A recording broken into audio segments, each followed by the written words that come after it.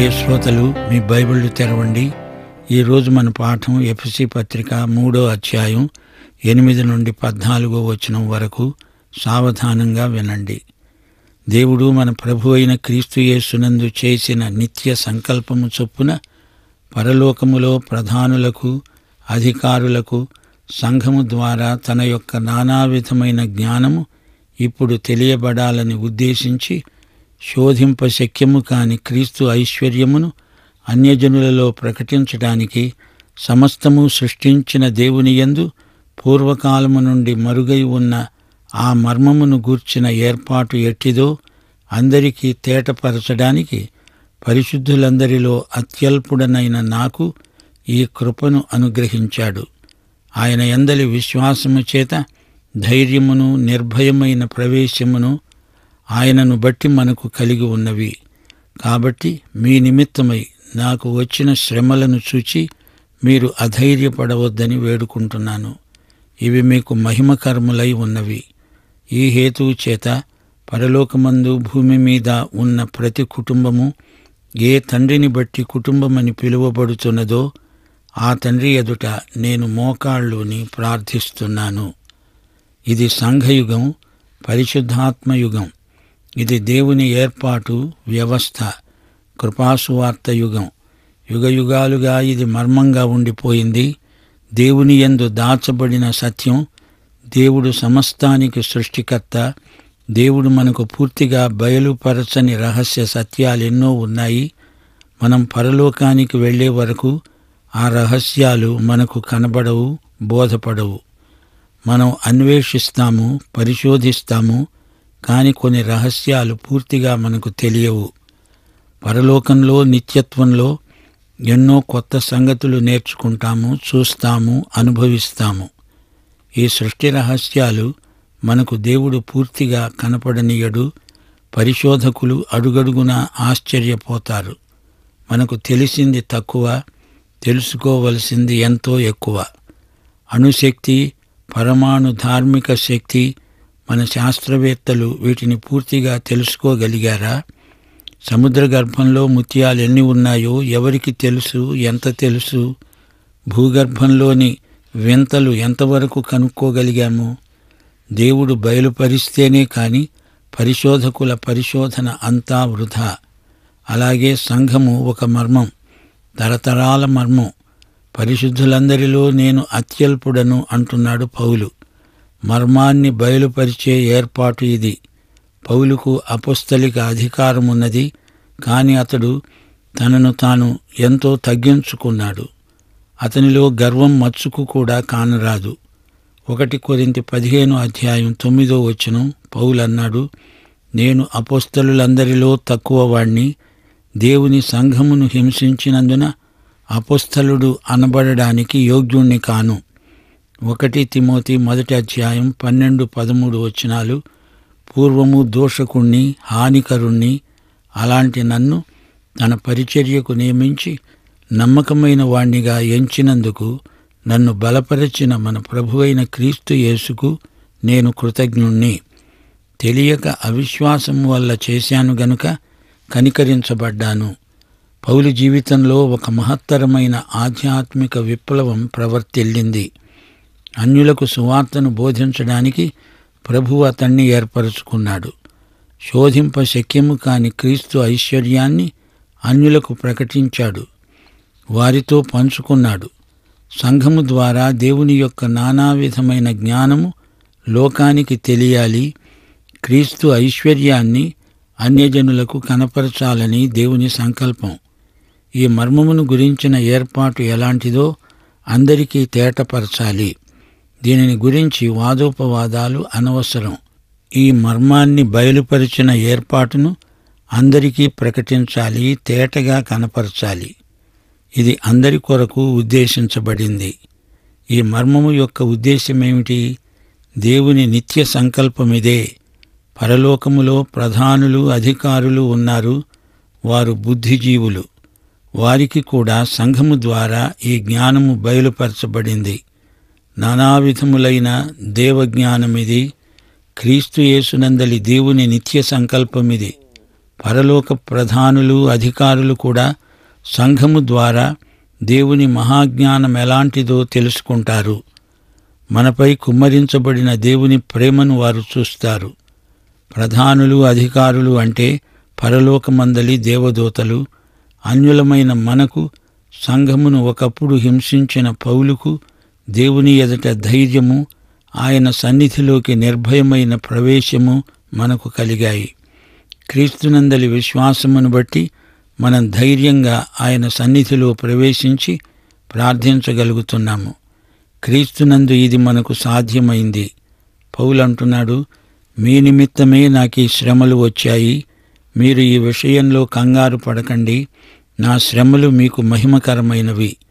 ఈ సంఘ మర్మమును నేను వివరించే సేవలో నాకు శ్రమలెదురు కావటంలో ఆశ్చర్యమేమీ లేదు. తాను అన్యులకు అపొస్తలుడైనందుకే ఈ విధంగా చెరసాల నిర్బంధంలో ఉండవలసి వచ్చింది. దీన్ని గురించి ఎఫెసీయులు నిరుత్సాహపడనక్కర్లేదు. పౌలు చెరసాల అనుభవం వల్ల పౌలుకు పరోక్షంగా మేలే కలిగింది. ఇది వారి మహిమ కోసమే సంభవించింది. కొలసీ పత్రిక 1 అధ్యాయం 24వ వచనంలో పౌలు సాక్ష్యమిదే. ఇప్పుడు మీకోసము నేను అనుభవిస్తున్న శ్రమలయందు సంతోషిస్తూ సంఘము అనే ఆయన శరీరము కోసము క్రీస్తు పడిన పాట్లలో కొదువైన వాటియందు నా వంతు నా శరీరమందు సంపూర్ణము చేస్తున్నాను. ఇప్పుడు పౌలు ప్రార్థన చేయబోతున్నాడు. యేసుక్రీస్తు యొక్క తండ్రి అయిన దేవుని ఎదుట నేను మోకాళ్ళుని ప్రార్థిస్తున్నాను. ఎఫెసీ పత్రిక 3వ అధ్యాయం 1 నుండి 14వ వచనం వరకు పౌలు ఈ ప్రార్థన కోసమే సిద్ధపడుతూ అన్న మాటలివి. ఈ మర్మమును బయలుపరిచిన ఏర్పాటు ఈ యుగంలో, ఈ ఏర్పాటు కొత్తది, మనకెంతో ప్రాముఖ్యమైనది. క్రీస్తు యేసునందలి మహిమైశ్వర్యమును సంఘబిడ్డలందరూ అనుభవించాలని పౌలు ఆకాంక్ష. పౌలు గొప్ప ప్రార్థనాపరుడు.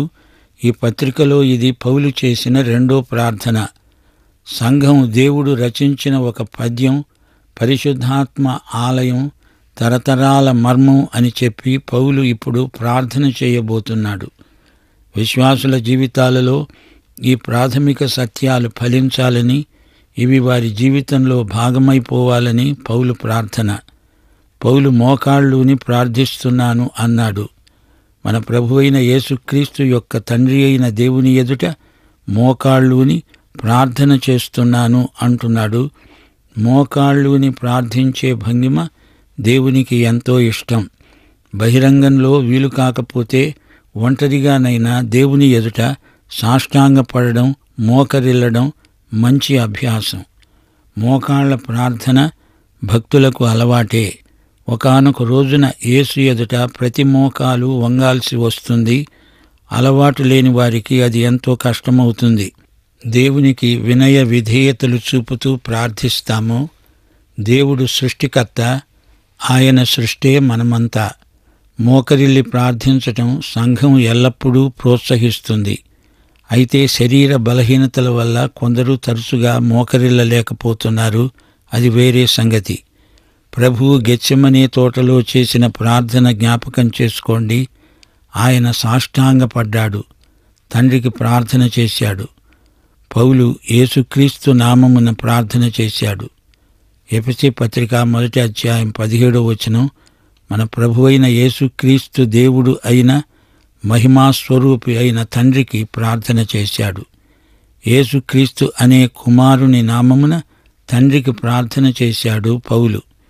యోహాను సువార్త 16వ అధ్యాయం 23వ వచనంలో ప్రభువు అన్నాడు, ఆ దినమున మీరు దేనిని గూర్చి నన్ను అడగరు. మీరు తండ్రిని నా పేరట ఏది అడిగినా ఆయన మీకు అనుగ్రహిస్తాడు. శిష్యులు యేసు ప్రభువుతో 3 సంవత్సరాలున్నారు.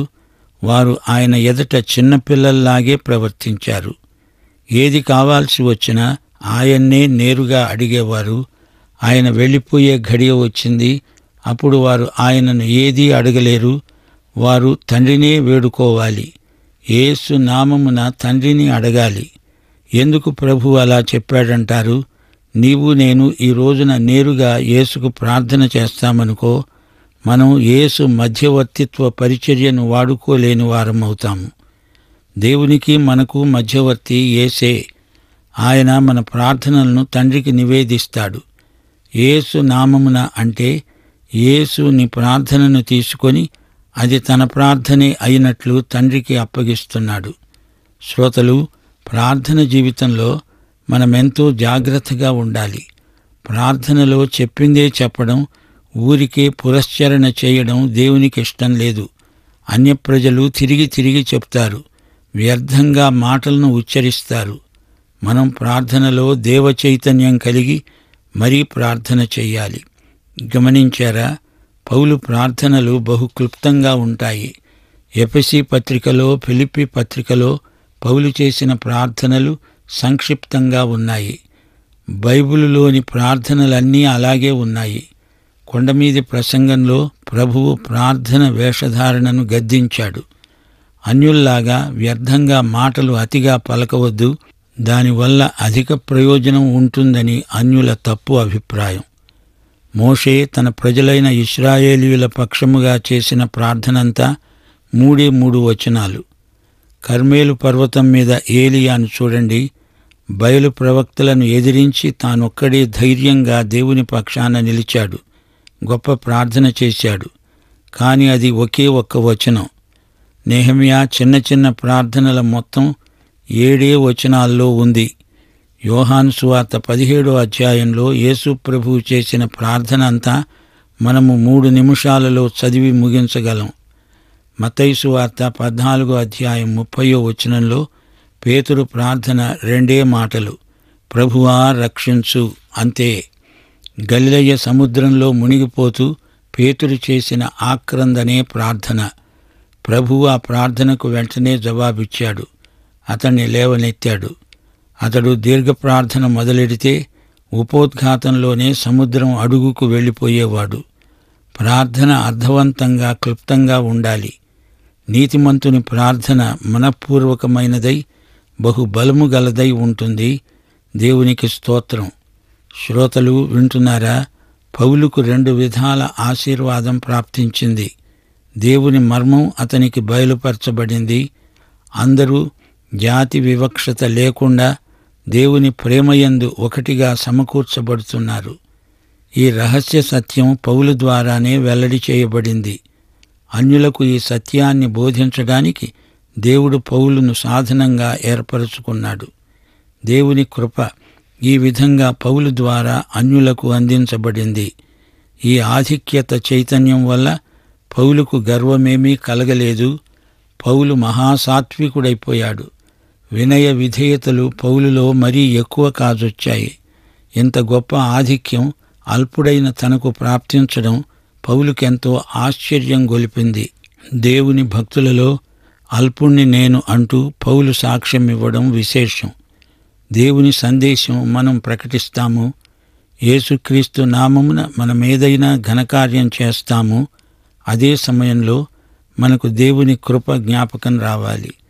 నీలో నాలో గొప్పతనమేమీ లేదు, కాని మన ద్వారా దేవుడు చేసిన పని గొప్పది. మన ద్వారా దేవుడు ప్రకటించిన సందేశం గొప్పది. మన సేవ ద్వారా యేసుక్రీస్తు మహిమపరచబడాలి.